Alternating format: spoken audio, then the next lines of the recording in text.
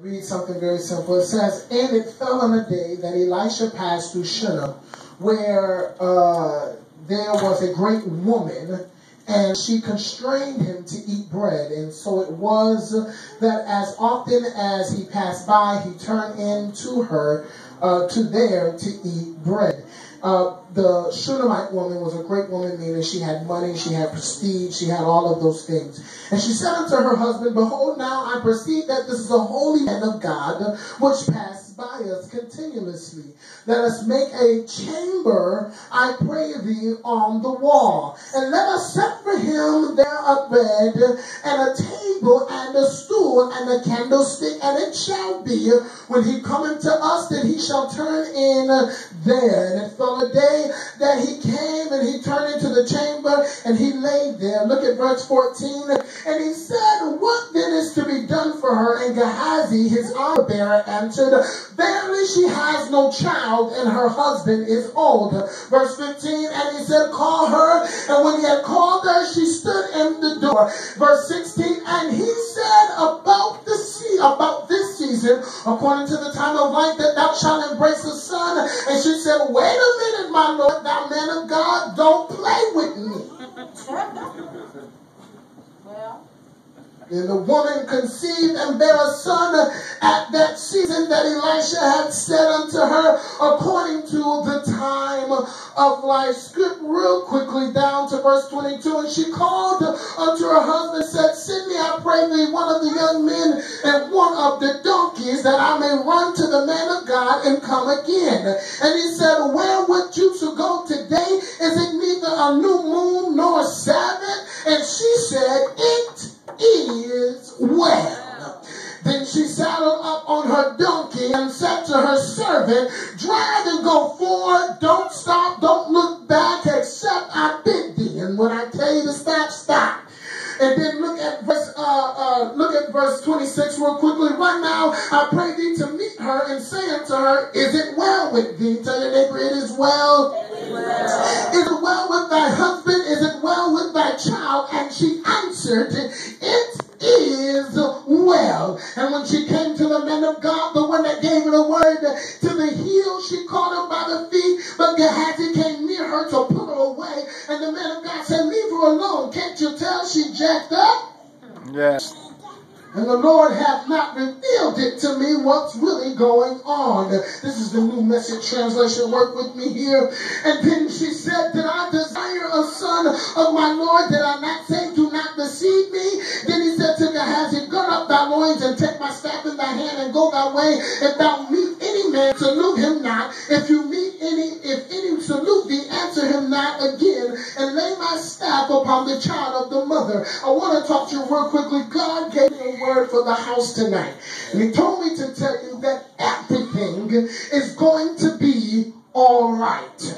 I know that might not make a lot of sense right now, but would you tell your neighbor, everything is going to be all right. Would you tell somebody else, chill out? Chill out. God said everything is going to be all right. Take your seat if you can. Everything is going to be all right. I know it's looking a little funny. I know it's looking a little shaky, but I want you to know that everything is going to be all right. I know your money looks funny, but everything is going to be all right. I know it's people that said they had your back, walked away from it, but everything is going to be all right. I know you went to bed crying. I know you stayed up all night long. I know you've been sick in your body.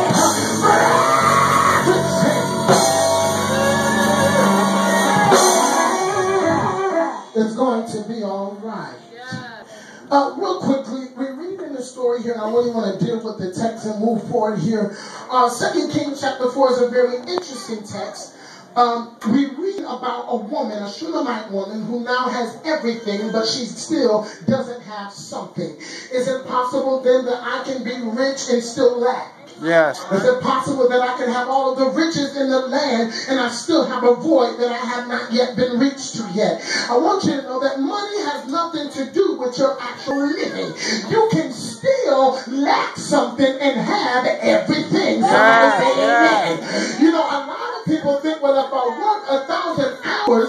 make sure I have enough money that with the money there comes happiness. Yes. But money don't make you happy. Say it, Bishop. Actually, money brings you more of a headache than it does a full heart of joy. Because once the money runs out, you're still forced to deal with there's a lot of walking. Yes.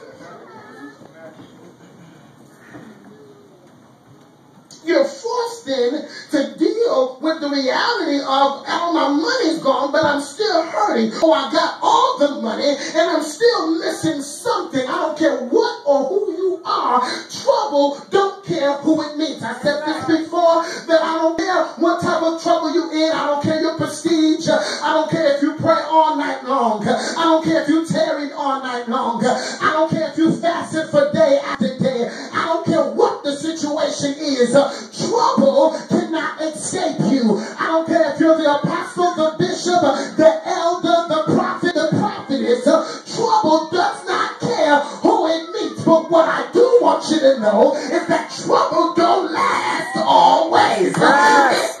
Yes. Yes. I'm sorry, I feel like I said it for the first time. Yes. This is my second time saying it. But trouble don't last always. Anything that starts has to finish. And you know how it ends. You gotta put an end to it. You gotta make up in your sanctified mind that I will not go another day dealing with this situation. I will not go another day feeling the way I do. I will not go another day lacking. I'm gonna open up my mouth and say, hey, do you see me praying down here? Do you see me crying down here? I'm sick of going up to people that can't do nothing for me. I'm sick of crying to folk that can't do nothing for me. I'm sick of telling people my problems and then getting up telling everybody about my problems. I'm sick of the throw off messages. I'm sick of trusting folk that don't trust me.